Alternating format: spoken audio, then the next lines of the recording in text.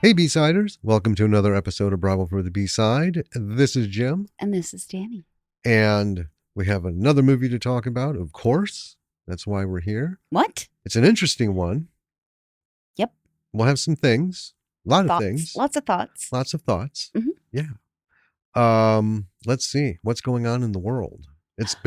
So we're actually recording this like a week late. Yeah. So yeah, the Patreon thing hasn't gone up because clearly this is it right here. They have been busy. We have been very busy. Yeah. We finally got the script back with the proposed changes and things, and we are mulling that over. We got like a huge document of ideas on how to make the changes and flow them in and make changes to the changes, and we're actually going to start writing that soon. Yeah. And meanwhile, under our Lords of Misrule Productions umbrella, we're working on another production that will be a regular situation. Yep, it is going to be a new YouTube channel to join the unfortunately retired Observations of Earth with BF McGillicuddy. He won't be coming back. And Bravo for the B-Side. But I feel comfortable announcing what it is. I think we're pretty settled on the title. Are we? Yeah. Okay. So I read lots of books. Yes. This year I have read somewhere in the neighborhood of 60. I think I lost count after it's complicated, but 60-ish. And since I do that, and then I like to tell Jim about the books that I'm reading, he gets treated to whole diatribes of me explaining books to him. Yes. And sometimes I get it from beginning to end of the book, but sometimes you don't have a chance to unload on me till like halfway through or even like 3/4 of the way through. Yeah. And then I get a deluge Yeah. of diatribe. Book vomit. And yeah, and sometimes it's not, I'm not really sure what the hell is going on, but I'm in. I'll listen. I appreciate that you listen. And so, to spare Jim, I'll be talking about books on a YouTube channel. Yeah. And we're going to call it Danny's Book Spiral. Yes. Because I do spiral out a little bit. Well, and that's kind of what's about. So yeah, this is probably still a month ish before the episodes. We're going to do 3 and throw them up, but before we get to that point, we're developing the plan and graphics and stuff. Yeah, I've got the logo designed, which you get in a coffee mug. All right. Shortly with the logo and the phrase on it. I've got the title background and created the video background because you're going to do it against green screen. So yeah, it's going to be roughly like 15-minute episodes of you reviewing a book, and I got some other graphics I've made and am working on. We got to do a couple setup tests. Even got new lights. So, because our light kit is just fucking huge. They're large. It's a studio light kit. So got some skinny minis to light the green screen, which did a great fucking job. Yeah. On the testing. So yeah, we had just a few things to iron out, the technical stuff. Got the camera and app and everything picked out. Settings, I think I'm settled on. And then I have to make sure everything's, the projects and stuff are all the techie bits getting there. And then we got to do a sound test. Yeah. If we're going to do like a boom mic or a lav mic. It'll be my taste in books, which is horror, sci-fi, fantasy. I like some romance thrown in there. But that's pretty much the gamut. I like to read classics as well, but I don't think I'll review those for the show. I think we'll keep it contemporary releases within the last couple of years, and I read advanced reading copies that I get from NetGalley. Yeah. Yeah, I don't think The Count of Monte Cristo needs a review from anyone at this juncture. I'm going through the entire works of Shakespeare this year, and I'm not going to review them. No. For that. No, we've been there, done that. I mean, these things are hundreds of years old. Yeah. It's been done. So yeah, if you're a book person and you want a spoiler-free review of a book and a rating and all that good stuff from somebody who just devours books, then this is going to be the channel for you. And we'll have more on that as we get up there and on the launch and everything. Let's see what else is going on. We took a drive to Minnesota. Our daughter's friend from middle school or Elementary elementary school. school Yeah. um, Graduated. graduated, and her family moved to Minnesota just after elementary. About 8 years ago. Yeah. So it was a pretty big deal. They've kept in touch, and it was important to both of them. So 4-hour drive and 4 hours back. And a 3-hour party in between. Yeah, but we got some stuff done. We got stuff done working on the script. Mm-hmm. We had some excellent Chinese food for lunch. Lily had a fantastic time with her friend, and yeah, and it was a good drive. Yeah. It was decent weather, and the road aggravations were minimal. Yeah.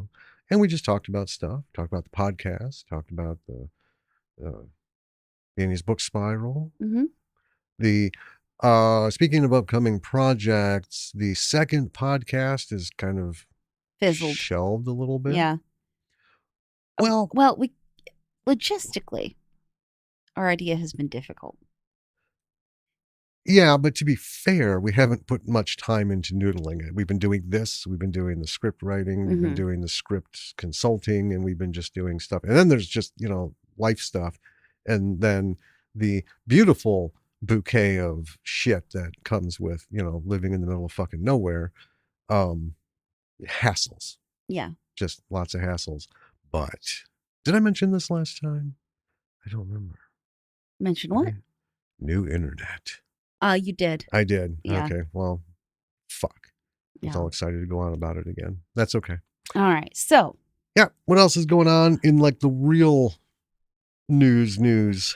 Well, Hammer Films is set to release a new 4K restoration of the 1958 classic horror Dracula, the one with Christopher Lee and Peter Cushing. Yes. So this is long lost footage that hasn't been seen for over 60 years.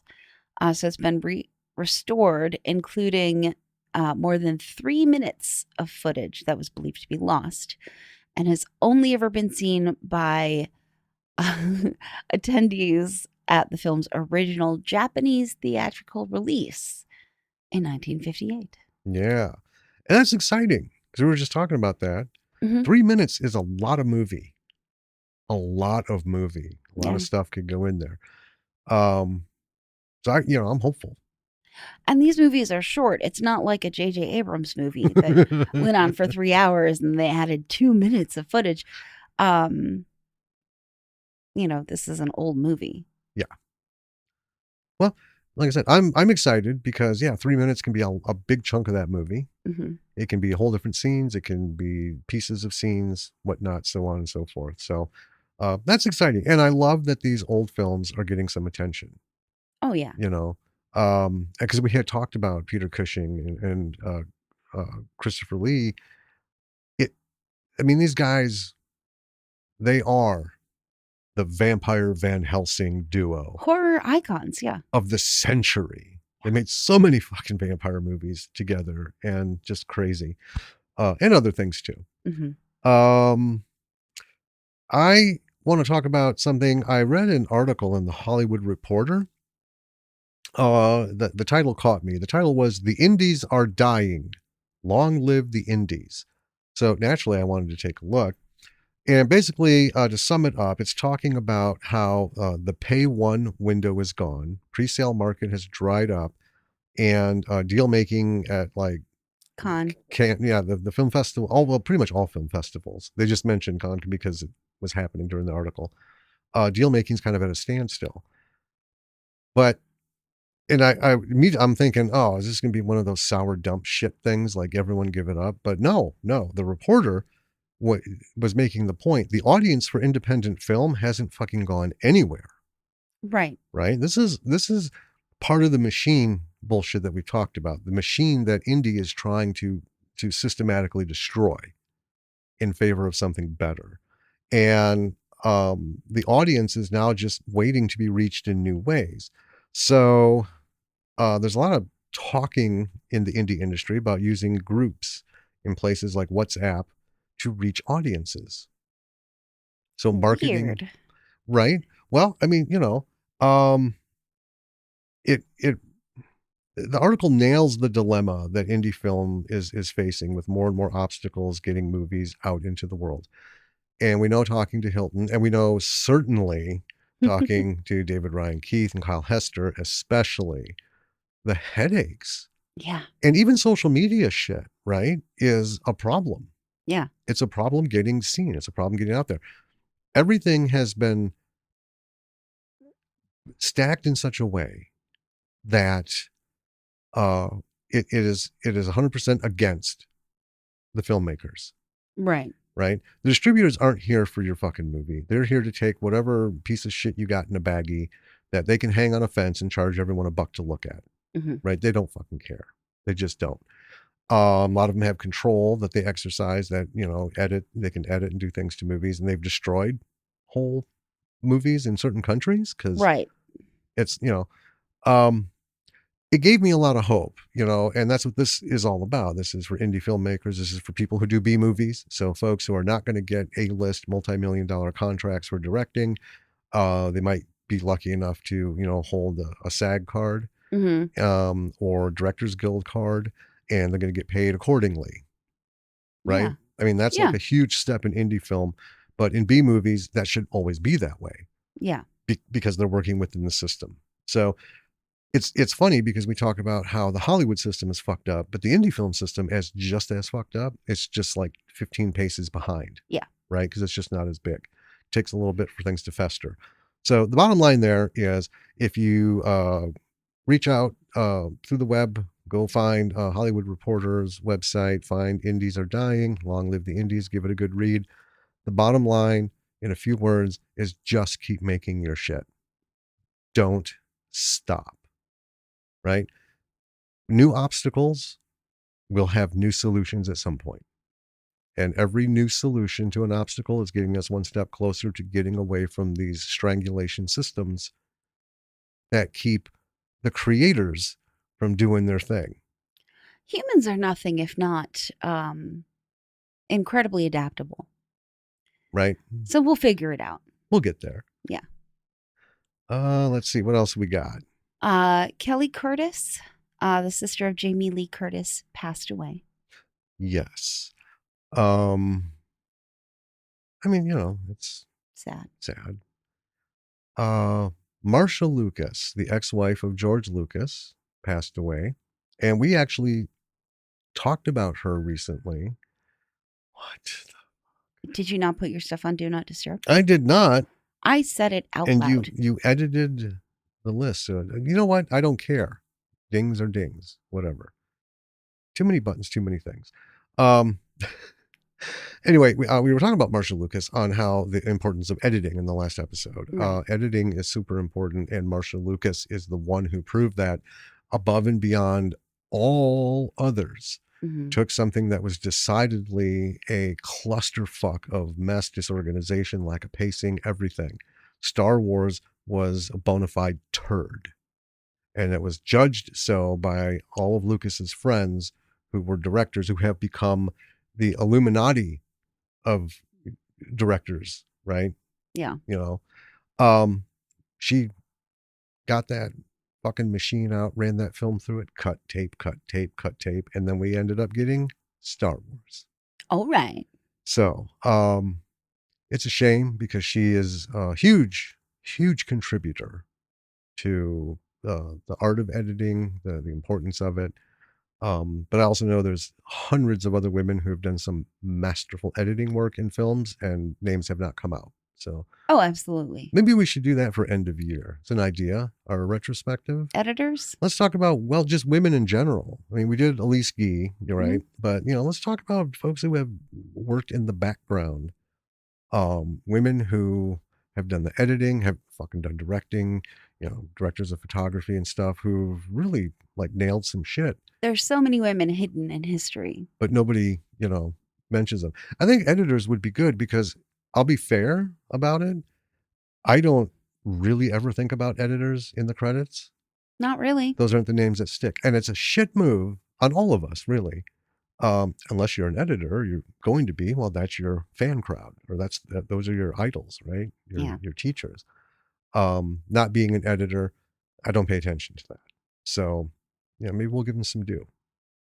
So before we jump into this movie, Yeah, I want to bring up one last thing, sure.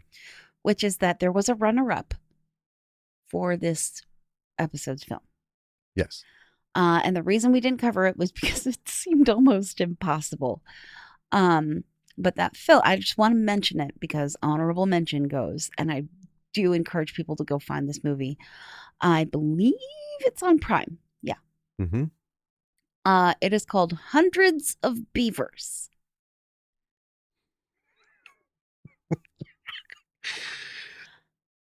It was directed by Mike Cheslick. The logline on IMDb is a drunken Applejack salesman must go from zero to hero and become North America's greatest fur trapper by defeating hundreds of beavers. Now, what this film is actually pretty brilliant. And kind of the reason we couldn't cover it is because it's live action. Mm-hmm. But it is done in the style of like the old slapstick cartoons. Yes. Right? Yeah. And oh my gosh, it was an absolute riot. There's almost no dialogue throughout the entire film. Mm-hmm. It's just all gags, goofy shit, people in furry costumes being the animals. It's ludicrous, but we had a lot of fun watching it, and I highly recommend it. Yeah. Very much worth it. Mm-hmm. Well, let's talk about the one that did make it to the roster. Yeah. For this episode. Well, this one is called Robotica Destructiva. It was done in 2023, written and directed by Sam Gaffin, starring Amber Belko, Tori Martin, and Crystal Theron. Not rated, obviously. The budget was estimated to be between $5,000 and $10,000. So one of those very, very low. Mm-hmm. Very low. Are you ready for the logline? Yes. A trio of android warrior sisters are awakened after a 10,000-year sleep to do battle with a series of mechanized warlords that threaten their world. That sums it up? Yep. Yeah. I mean, yeah, that's roughly accurate. A couple of notes I threw in here because I was intrigued by this. So, just real quick, this was one that was difficult to take notes on. Very difficult. Okay. I think Hundreds of Beavers might have been easier. It sort of, yeah. I was kind of wondering that. But we'll get to all that when we go through it. But because of the nature of the film, I was doing some digging into Gaffin's work. So he has two similar movies prior to this. The Killer Robots and the Battle for the Cosmic Potato from 2009. Sounds dope. And The Killer Robots Crash and Burn from 2016. Now, all three of these, this isn't going to spoil the review or the coverage rather. These, when I saw this movie, I put it on here because it was very much like Manborg. Yeah. And visually. Yeah, you really enjoyed Manborg. I loved Manborg. So what that means is there's maybe 2, maybe 3% of the film has any actual practical anything. Yeah. It is shot against green screen. Fully. And the entire environment from beginning to end is animation of various kinds. Mm-hmm. There is one though, there's a robot that is practical animation. It was animated, right? Not digitally. It was actually a physical puppet that they did stop motion animation with. Mm-hmm. So before we jump into this, folks, if you look up Sam Gaffin, especially on YouTube, there's a documentary about behind the scenes, kind of the filming of this. And that's something I thought I wrote it down, but clearly I didn't. about all the compositing and stuff. So we'll talk more about that. I want that to come to the end for the technical stuff. But worth seeing, and I would give these other ones a glance because I didn't know they existed. Me neither. And of course we found this on Tubi. I don't know if it'll still be there after however long, but yeah. Well, Shall we? yeah, maybe. All right, ready to talk about this? I'm ready. Okay, so you're starting. Thank you. You're welcome. You just interrupted my whole opening. All right. Oh, shit. Wait. Let's have a pause for a second. I was going to start reading the hero. Fabulous. I'd have been very confused. I mean, I don't know if I would have right away. At least I caught it. No, it does that sometimes. I don't know, whatever. Okay. So here we go. Let's dive into this bad boy. So we start out with a voice telling us that beyond space and time is a place where life has evolved into machines.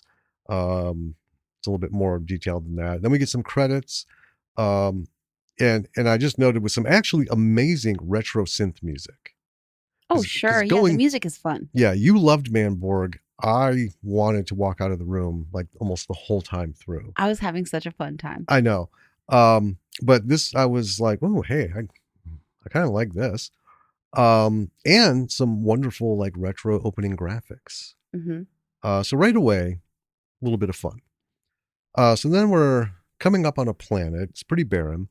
There's a spaceship flying over the mountains. We have close-ups of several people, pilots of the ship. And this is where immediately it was recognized this is going to be difficult. Yeah. My second sentence in my second paragraph is, I'm going to talk about the effects and not what's actually going on. Right. So we'll talk more about this in the analysis of it for the lessons, but the pacing on this was like whiplash fast. Insane. So it was very, very difficult. I didn't get hardly any names. No, I didn't either. But it's like, I want to let people know that when we watch movies like this that are paced like this, it is like trying to take notes on the structure of a roller coaster while you're riding the roller coaster. Yeah. That's the best way to put it. Yeah. Yeah.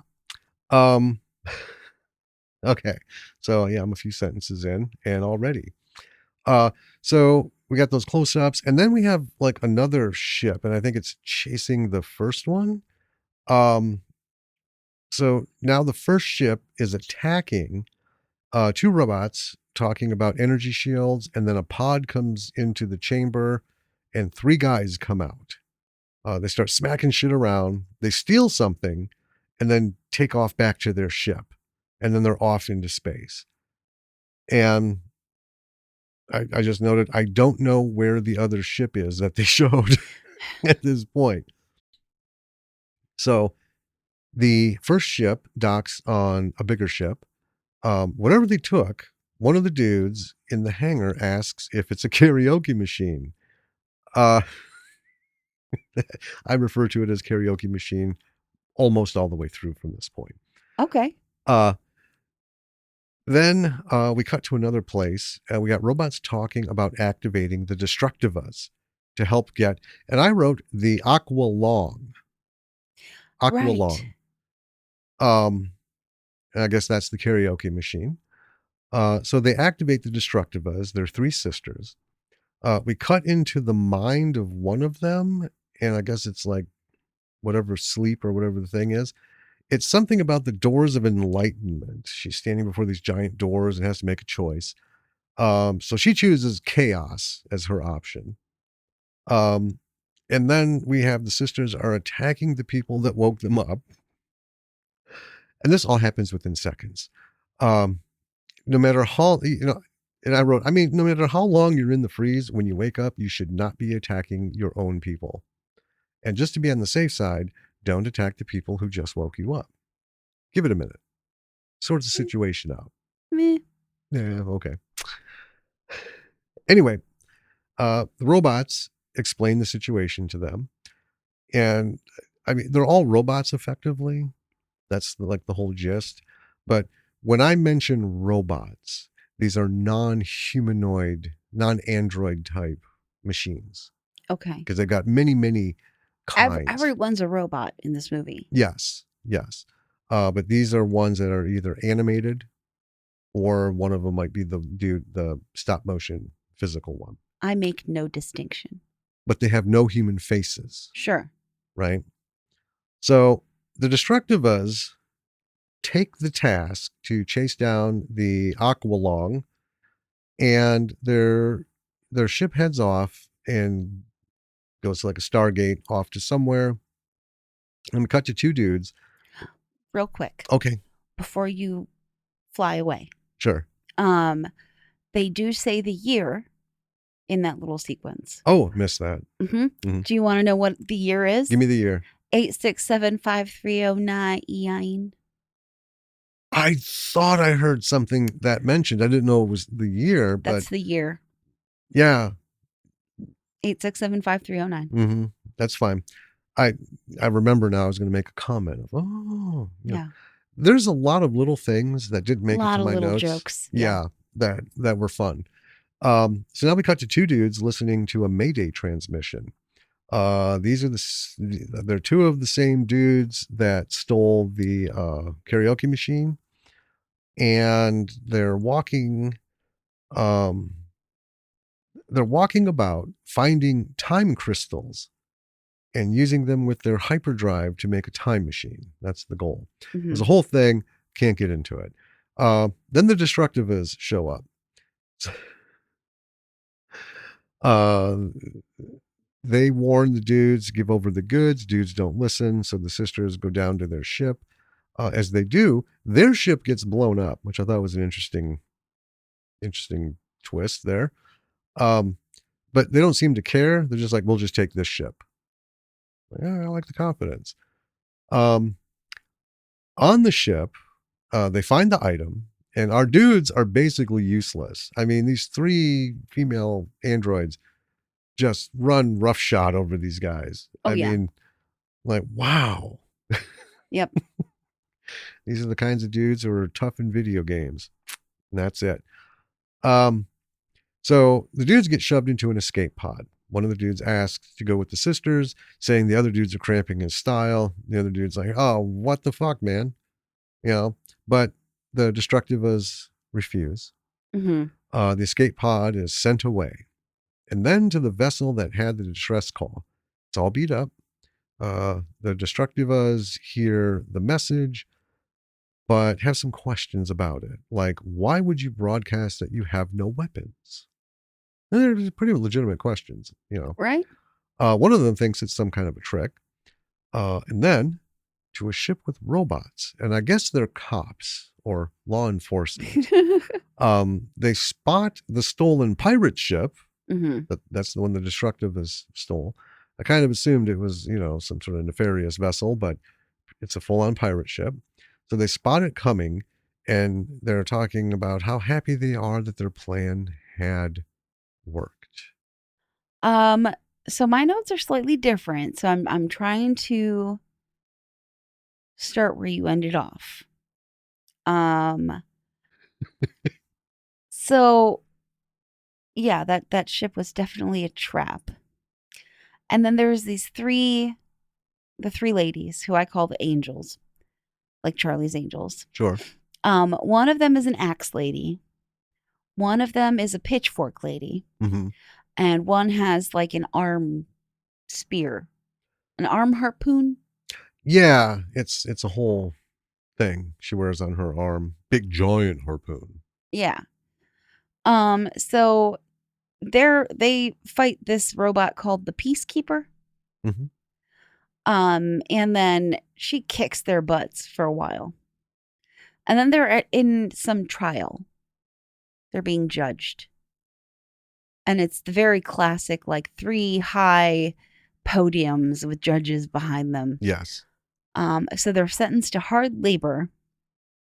And they end up in a place where like a bigger robot just keeps shocking them. So some other robot gets the news that the sisters were put in jail and prepares an extraction detail. So then we see the girls mining, and that axe girl is like really cruising for a bruising in this mine. Yeah, she is. So I was thinking of this as like a D&D party. Sure. Okay, so the axe girl, she is the fucking barbarian. Oh, yeah. Because everything that they do, everything that comes out of her mouth, and every instinct that she has on screen is to just fucking hit it with an axe. Yeah. Right? Um, the youngerish looking one, with the pitchfork, Mm-hmm. she's not super big into action. Right. She's kind of a looker, a thinker sort of thing. So she's more like the cleric. Mm-hmm. Kind of just let's, take a look back. And then we have Harpoon Lady, and she is just pure fighter. Yeah. Right? Which is different than the barbarian, obviously, Mhm. in that, she, susses up the situation. But ultimately, yeah, Harpoon. Right. Harpoon. Yeah. So they're making trouble, and then this other robot next to them is like, just chill and we'll get out. And then the extraction team comes and they go into the ship and it gets away. So then the sisters are meeting the guy who extracted them. And he talks about the guys who took the karaoke machine and says that he hasn't heard back from them and that he needs to investigate. And then he talks in his head about how dumb these girls are and how he himself is a criminal mastermind. So he's like, oh, I haven't heard from them. And I'm like, they literally just ran into them and, shoved them into an escape pod. So I don't know how much this is not a good plan. And then we get a super up weapon montage for the girls. Yeah. So then the ship leaves that big pod thing and then it's somewhere else. I wasn't super able to follow a lot of this stuff. It looks like maybe an outpost and they drop the girls there. And then that same guy hollows in to tell them that he used them as decoys. And I'm like, but for what? Yeah. There's nothing there. And then we get kind of a chase scene through some piping tunnels. And then the peacekeeper. Huge amount of effects. Yeah. Yeah. And then the peacekeeper is there again. And then the axe lady somehow stores the peacekeeper in a gun. Yes. Somebody did all of this, like in Blender, by hand. Right? Yep. You can tell this is a labor of love, this movie. Well, I showed you a little bit of the I guess behind the scenes, I don't want to say documentary. Right. On just how much crazy. Yeah. And that's my favorite kinds of movies are the ones that are just very obviously a labor of love, even if I can't follow them very well. So then the girls are back in front of the judges again, and then they get sentenced again. And I don't really understand because there's a voice mod over most of these characters. Mm-hmm. And it makes a lot of them, frankly, unintelligible. It was, and that'll be something we'll talk about. But it was difficult in a lot of places to make it out. Mm-hmm. So they get sentenced and then they're dumped in a hole again. And yeah, once they are sentenced, like the floor drops out from under them, basically. And then we're suddenly in a city that's under attack. And then there's a guy in the city who's talking about, oh, I hope the Destructiva show up. And then, speaking of them, there they are. Kabam. Boom. Getting chased in a junkyard by some weird black robots. Yeah. And one of the karaoke machine thieves is there and saves them. And for these super powerful ladies who are supposed to save the world, they seem to need a lot of saving. Yeah, they don't seem to be on their A game so far. I just want to say, though, the way they're saved is a massive monster truck. Yes. This thing is just capital. Yeah, I have. Amazing. I'm like, this is a wild vehicle thing. And he just wheels them across the junkyard to some other place where they're apparently expected. Mhm. And the place that they are now is a pocket dimension. Yes. And then the thieves are talking about the time machine they've built. And they offer, because they only have so many time crystals. They're like, but we'll leave you the karaoke machine. And the girls are like, well, we have to save the universe. So you guys need to bring us with your Yeah. time machine to go back. Yeah. So we need more time crystals. So one of them goes out to get some. One of the dudes. Yeah. Yeah. Just to be clear. Two of the dudes, I think. Right. And then the two guys left behind are idiots. Yeah. And the girls handle them pretty quickly. It's like uncomfortable how quickly they handle them. At one point, one of them is like just doing a very long puppet show with two action figures, and the girls just come up behind him and school him. Well, I put one dude. So all this is stuff going on. They're trying to like backstab this bald dude and doesn't work. And then over here, we got one dude who's playing with dolls. And I wrote, yep, that's what I said. Dolls. Yep. So Pitchfork Girl comes up and has the toys kiss, and that just takes him right out. Pretending one's him and one's her. Yeah. Oh my God, I know. It was so 8-year-old. It was hilarious. I know. Meanwhile, the like smart guy of the thieves, I recognized him by his shoulder pads. He had these big like wire shoulder things. Yes. And he's looking at a radio or something, and then he starts gathering the crystals, which are solar garden lanterns, the kind that you stick in the ground. Yep. The girls get the codes from the boys, and then they're wondering if they should wait for the boys to come back, and they ultimately decide not to. And then right as they're going, the smart guy comes back, and none of them know where the girls went. Right. And they also stole the karaoke machine. And like one of the first things out of his mouth is, okay, who gave away the launch codes? And not like, who gave away the launch codes? But No. like, okay.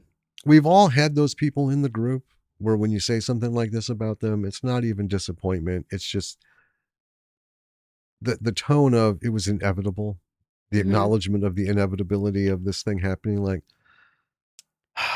who gave away the launch codes? Yeah. You know, so there's some more chatter. Then we cut to the sisters in their time machine. I think maybe they're singing. Yeah, they're singing karaoke. Okay. And then we get a super on the screen 2 weeks earlier. So they land in a hangar, and now they are back to just before the karaoke machine got stolen. And the pirates are stealing it right now. Yeah. And then we get 2 days later, and we have shots of the sisters messing with things on the pirate ship, tormenting the pirates. So they're not there, but they're there. Right. So they're like, that whole thing of like, where did my cup go? Where did this go? They're just like swapping shit out and taking things. It's just the guys think the ship's haunted. Yeah, they're just fucking with them. Yeah. And then we get another super 24 hours later. And then we get to the point where the sisters originally land on the ship. So they replayed that scene. It's not long. And the time travel sisters are watching themselves as the whole thing plays out. One of them puts the karaoke machine in the open, and that's where one of the guys finds it, or that's like where her other self finds the destruction, the weapon, behind a karaoke machine. Yeah. Well, anyway, one of them, because in the opening scene, one's like, I found it, because the guy's like, you'll never find where we put it. Well, they didn't know that the future sisters had seen them hide it. So this worked pretty good in terms of overlapping time things and going on. So then, her earlier self finds it, and now we go back to the fake distress ship. And I wrote, now at this point, I really don't know what's going on.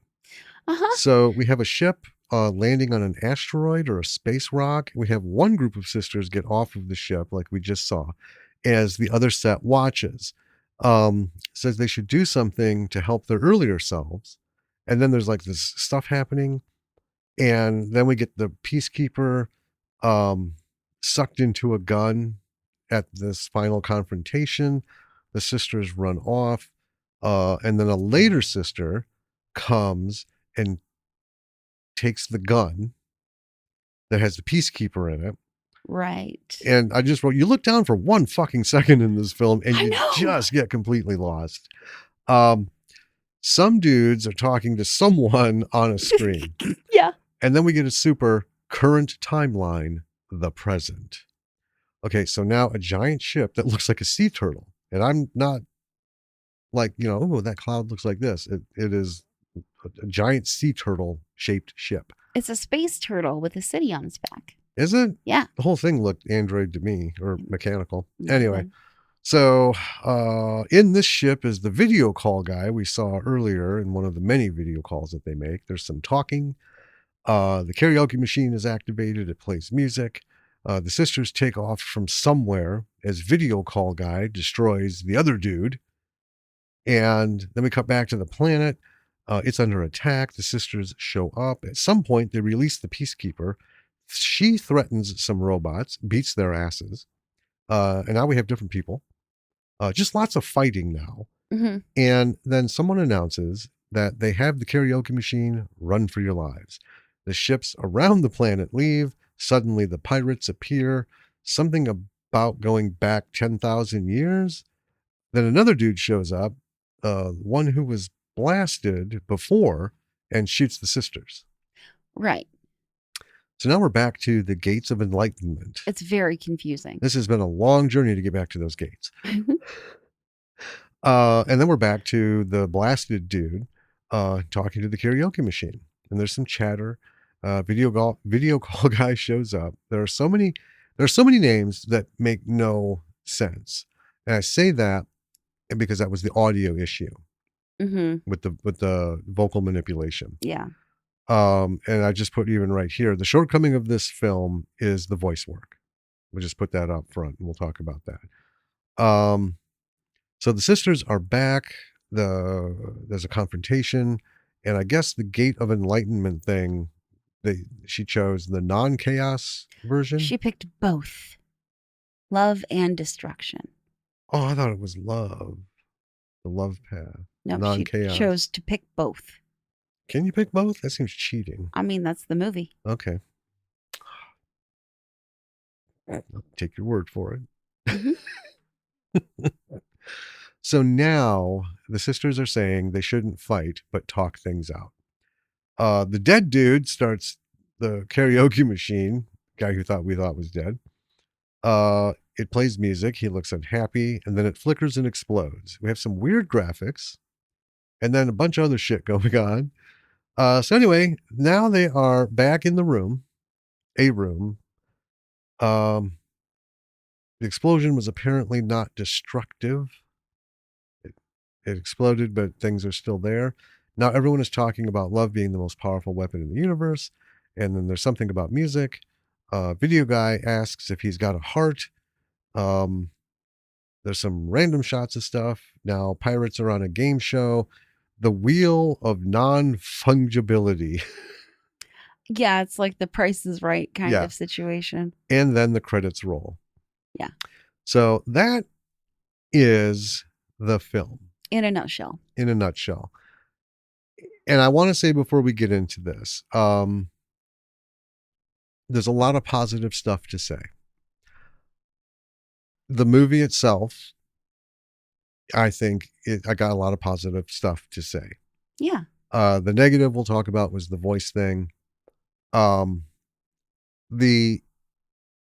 coverages we're reading it is rough.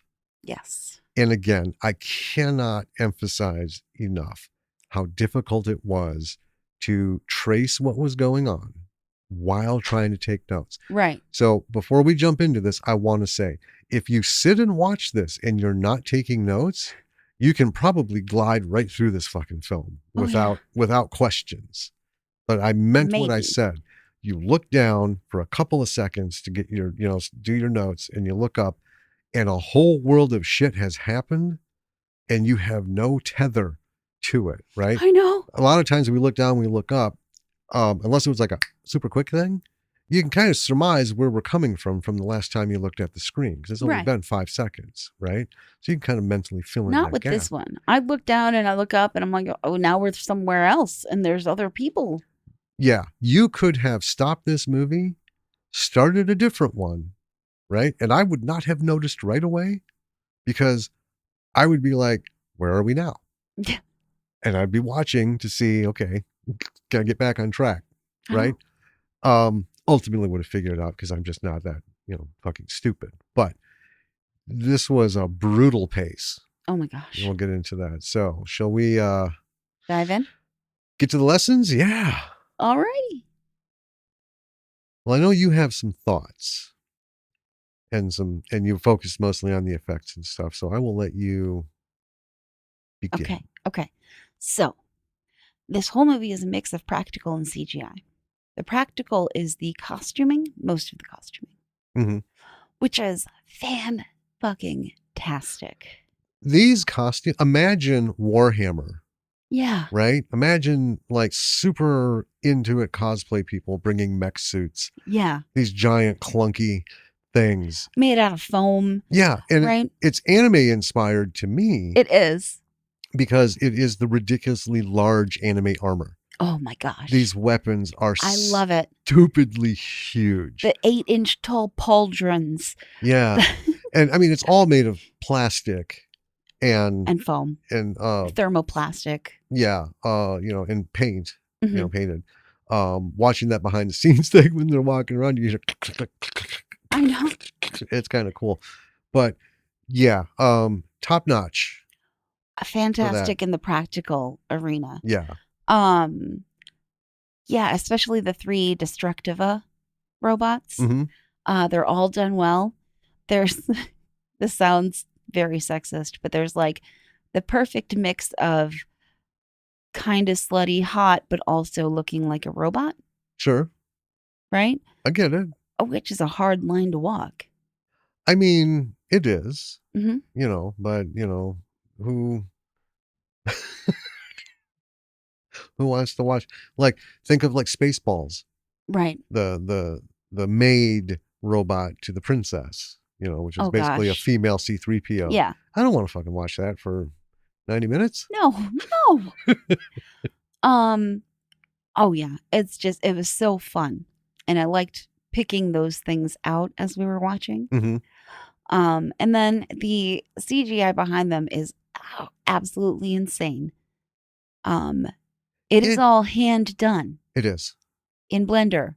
You can tell in certain scenes because Blender stuff has a certain look to it. Mm-hmm.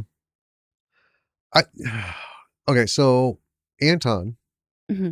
did Space Trucker Bruce and did his own CGI. There wasn't a whole lot of it, Right. and it took him a long time to do it. And he's still working on Girl Yeti in a spaceship I know it's been years. since we started this. Yeah. He was our first interview, I know. like 3 or 4 episodes in. Um,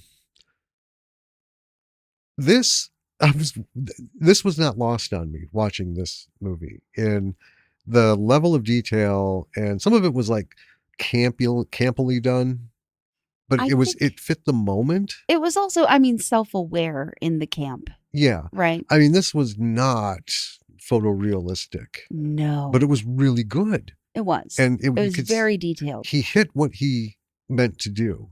Yeah, he got the look he wanted. Exactly. But I was thinking that what was not lost on me was he essentially, I mean, a lot of these were backgrounds, but there was still movement in some of them. Oh, absolutely. He just sat at fucking Blender and made an entire movie. I know. If you take the people out, all of that other stuff is there. So that's the backgrounds, Mm-hmm. all but the one robot that's not, a person in a costume, uh, were CGI animated. So those had to be done on their own and composited in Mm-hmm. on top of everything else. It was kind of crazy. It was. On that, I want to talk about, having watched that behind the scenes. There are less than a dozen, I would say 5, maybe 6 scenes in this whole movie where there is more than one person in the room. Correct. So this entire movie almost the entire thing. Well, no, this entire movie was shot with just in a little space Oh yeah. with green screen, Mm-hmm. right? On the wall, a little on the ceiling, on the floor. And as I was watching that behind the scenes thing, I see these actors, all of them acting by themselves, Mm-hmm. right? Someone will read a line, they'll do their thing. But when you watch the movie, right, that all comes back around, thinking about it, he had to composite all those. Now, this is not just pasting layers and shit. Right. This is editing each scene. This is the audio that came with it, Yeah. right? And getting those from each person. And this is editing. Oh yeah. This is what editing, this is what the skill is. Like I said, it's not just cut here, paste there.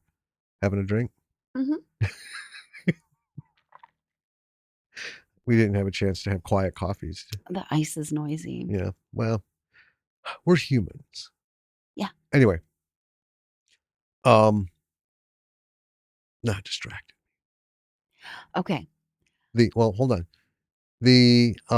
So the editing, the whole thing of putting these people so it looks like they're physically interacting Mm-hmm. and not by necessarily touching. And the ones where there's more than one of them are the scenes where there's like physical contact, but there's Right. what, a handful, very small, single Yeah. digit. Um, Compositing all of that so that visually it looks like you're just doing different camera takes of the scene, right? Right. And also make it look like these folks are interacting with one another. Mm-hmm. You know, I mean, that was Ian McClellan's biggest bitch, his greatest sorrow for doing Lord of the Rings. Right. He rarely got to see people Yeah. when it was all about the hobbits. It was just him and a bunch of green furniture, Pretty much. Yeah. you know.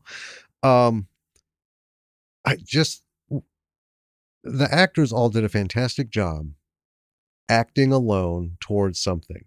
And this is where a lot of actors find it hard to work with special effects, green screen stuff, Mm-hmm. horror star. I mean, Star Wars had a number of actors who are like, man, this was Tough. didn't even have like an actual set to like Right. vibe on, right? Just nothing but fucking green and a tennis ball.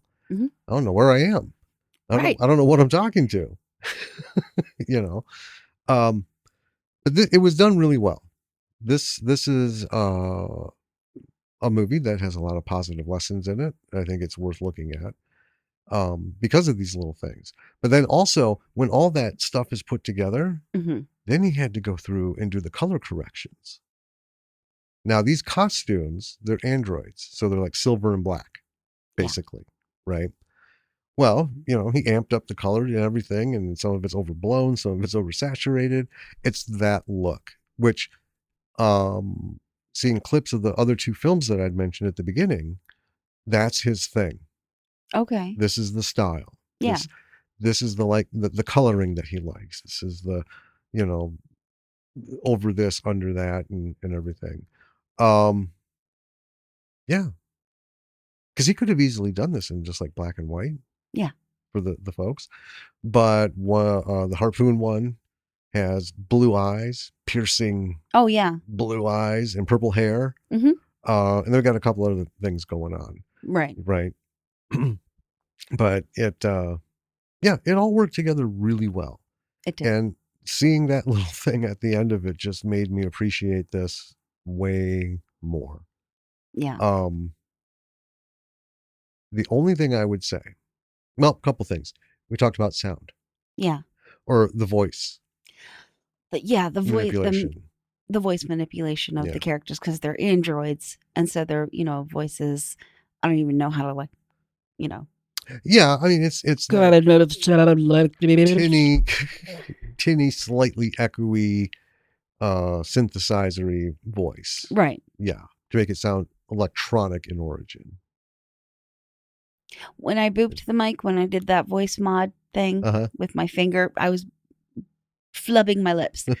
I hit the mic and I just did it again. And then as you were talking, it was still moving. So I was like touching it. It became a whole thing. Anyway, Speaking of editing, thank you for that. you're welcome. Continue. And it made it very difficult to understand what they were saying sometimes. Yes. This isn't the first film we've watched where we've had this issue. Hmm. I can't remember what it was. There was one where like the bad guy had the big, super, Yeah. and came away from that like I don't even know why he was a bad guy. I'm not even sure what he fucking wanted because it was done so Right. poorly. It was like the parents and the peanuts. I know. You know, um, that is something to pay attention to. It is. And I know there's a particular sound you're looking for, a particular manipulation. I mean, I played with B.F. McGillicuddy forever trying to figure out where I wanted that specific, Hmm. once I added the manipulation to my voice. But then you have to go back and be like, oh, sounds like I want, but, have someone stand next to you and then ask them, what did he say? And if they're like, yeah, I don't know. Okay, well, time to compromise. Yeah. Get someone who hasn't heard it before, listen to it, Mm-hmm. let you know whether or not they can understand it decisively. Someone you trust to be real with you. Yeah. Um, the music in this was all like Casio techno music. It was like great actually. I like you said early on, Mm-hmm. I normally don't like that kind of stuff, the synth. But Right. I actually wrote in my notes at one point that like this ongoing tech beat is actually kind of soothing because the movie is so fast. Yes. But throughout most of it, there is this like steady tech beat, Mm-hmm. and it's like a metronome for the film. Yeah.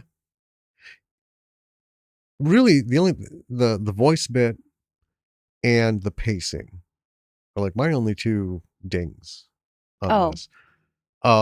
Pacing, and we've kind of talked about this. hmm. It's important. You don't want, just like in a book, you don't want the reader to be like, okay, 11 pages, and we're not really any further than when this whole thing began, Okay. right? So they close the Yeah. book and walk away. In a film, too long, too long. And I get that. But then there's the opposite, where it is literally all go Hmm. from the instance those credits end, you're just on till the Right. very end. And I get the idea, the comic book feel, Hmm. trying to think of what else it reminded me of. It'll come to me. But too fast. Yeah. Now again, I think if we watched it without taking notes, we would have been Had a keeping up. different experience. But I think it would have been almost a little anxious, like really Yeah. just kind of like we'd burn off energy trying to focus to make sure we're getting it Hmm. because there's no time to like, what did he say? Nope, we're already 5 lines later, Right. right? Um, and that is a specific, genre type thing. Well, and kind of playing into that, because this was so fast paced, Mm-hmm. and because this is my biggest gripe about it. Um, the story itself is wildly overcomplicated. Talking Yes, writing wise, yeah, right? If you are building a whole like series, this is all lore you can sprinkle throughout 8 to 10 episodes or more. But when you're doing like a fast paced movie that is just, like action filled the whole time, yes.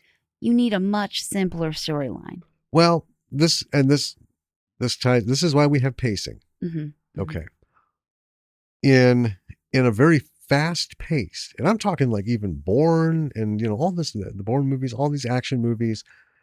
They're not all go right Right. now. Some have more than one thing going on, but the fastest of them have just the one thing. There's no Yeah. B. There's no Hmm. just the one thing, and it's pretty much all go. But there are beats, there are There pauses, are there are lulls. there's break scenes. Hmm. even for like 60 seconds, Yeah. right? Just where nothing's going on, nothing's got you on edge.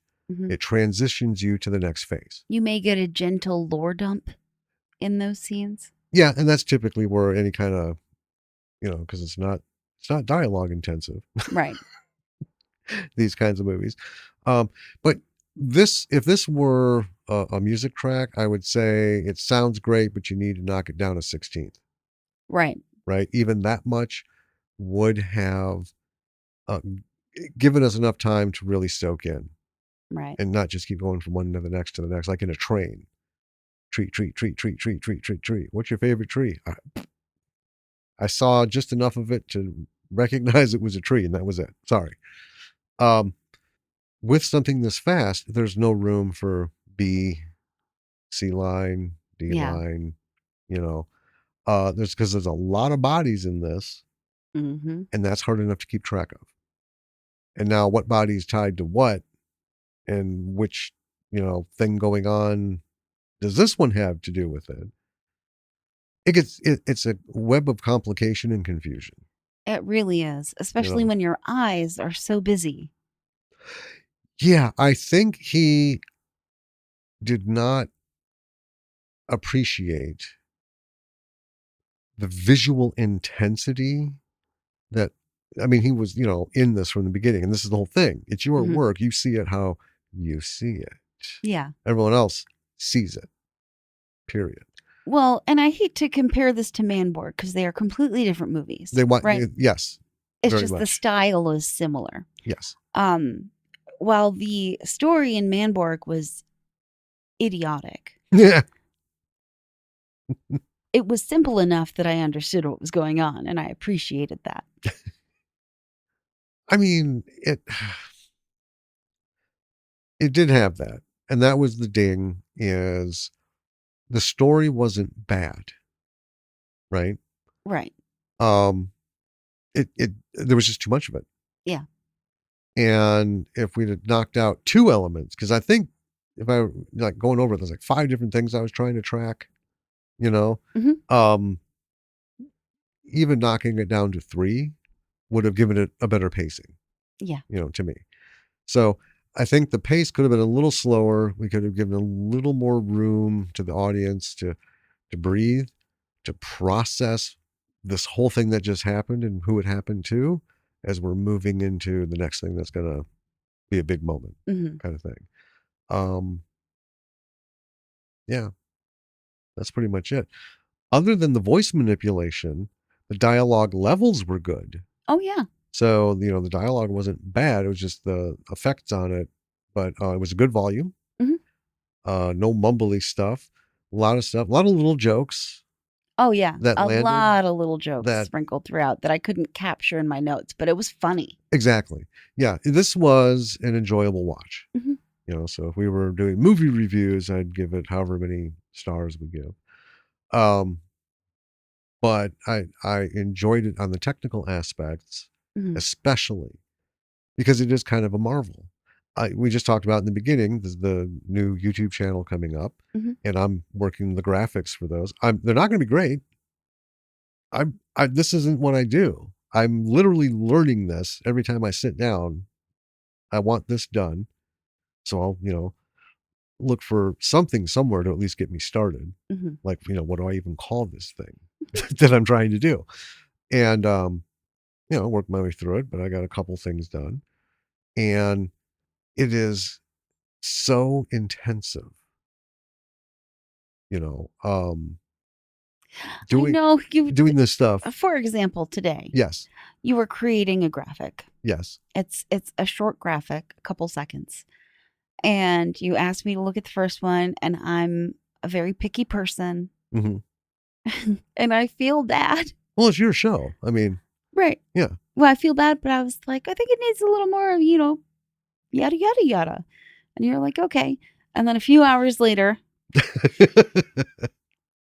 I come over and I look at it, well, you're like, come look at this, and I'm look over and I'm like, okay, so we went the wrong direction here. another another little change. And that was how the day went. right? Uh-huh. Should I explain why you're laughing so much?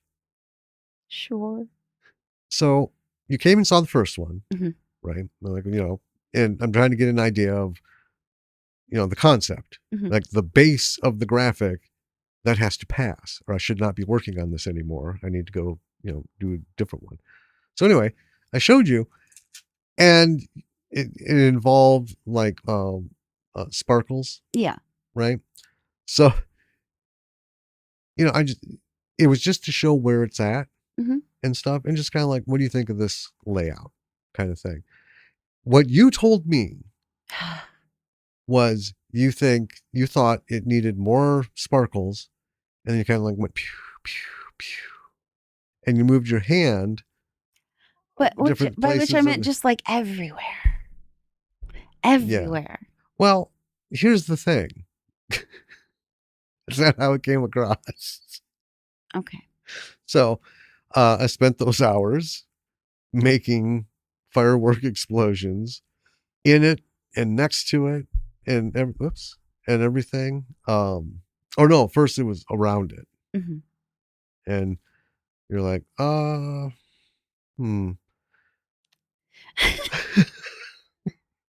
Kind of wanted them in the middle. I'm like, you just told me that you wanted them over here, over, all around. And we went through Yeah. this whole conversation. Yeah. Yeah. It could So have it. I mean, if you wanted to add the sparkles back too, that would work as well. anyway, we'll move on to that. So, it's a big deal rendering this shit, doing little piddly stuff. Now, the level at what Sam has done is just brilliant. The level of stuff in Manborg, I would have to say, doesn't equal. Well, there's some things like Manborg does have a lot of stop motion animation, It does, yeah. right? Even though none of it made sense to me. Um,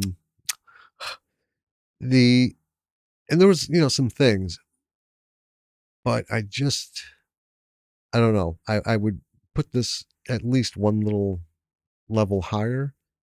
I disagree. Well, Manborg forever. oh my god, you're just doing it out of loyalty.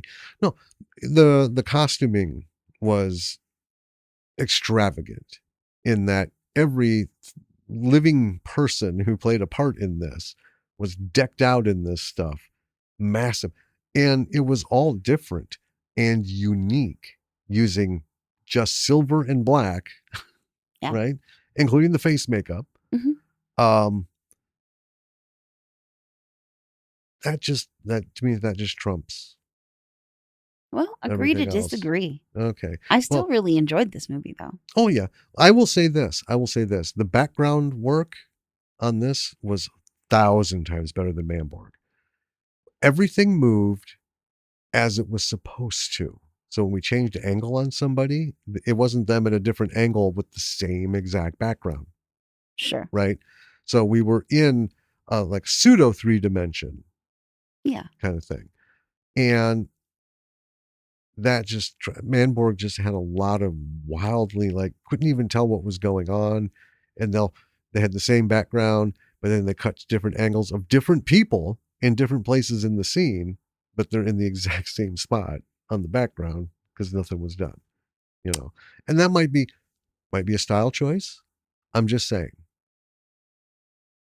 My vote is for this, that over that. That was all. Okay.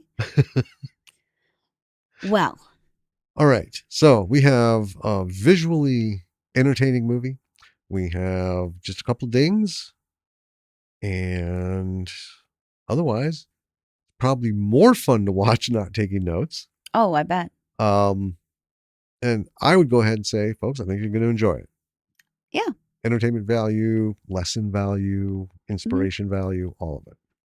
Well, Yeah. if you like what you've heard here and you want to hear more, Go to our website. lordsofmisruleproductions.com. That's right. The what do we say? What do we It's all say? there. Yep, it's all there. Everything's there. Some things are changing because with the new channel and stuff, and Sure. I'm going to be doing some things. I might be linking BF McGillicuddy to the website instead of just the link to the channel page. Yeah. Anyway, Everything's there to get a hold of us. Oh, Emails on there. Click yep. and go. It has our Patreon links. Hmm. Click them. Yeah. Join them. Like, rate, review, and subscribe and follow And share. and share. And share. If you're whatever. Comment. Yep, whatever you're listening to this on, share it with folks and do all that good stuff. Uh, reviews are great and ratings are great, and Hmm. you know, uh, We thank you for doing that in advance. yes. And like I said, if you want to reach out to us, link is there, and we're happy to talk to folks who are doing anything in the filmmaking world. Are you an actor? Are you a writer? Are you a director? Are you a script doctor? Are you a producer? Are you craft services? Mm-hmm. Maybe, right? Are you a gaffer? Anything. A caster? Whatever you do, it's part of. None of this happens without all these people. I know. Even the small indie films with like 4 people, not including the actors, and those 4 people have to do everything. Well, take one away, makes it harder to get the thing done, right? Yeah. But yeah, even the biggest films, everything is what makes this possible. So, Everything has a lesson. yep. And we'd love to hear your tales and your woes and your triumphs and all that good stuff. Let's see, and I don't think I have anything else to part with. All right. Well, I guess we'll catch you next time, B-siders. Yeah. So keep doing your stuff. Uh, check out the article Mhm. that I mentioned at the beginning and get some inspo. Make your shit. All right. B-siders. We're out. See you next time. We're not even going to say names, huh? This is Danny. And this is Jim. We love you.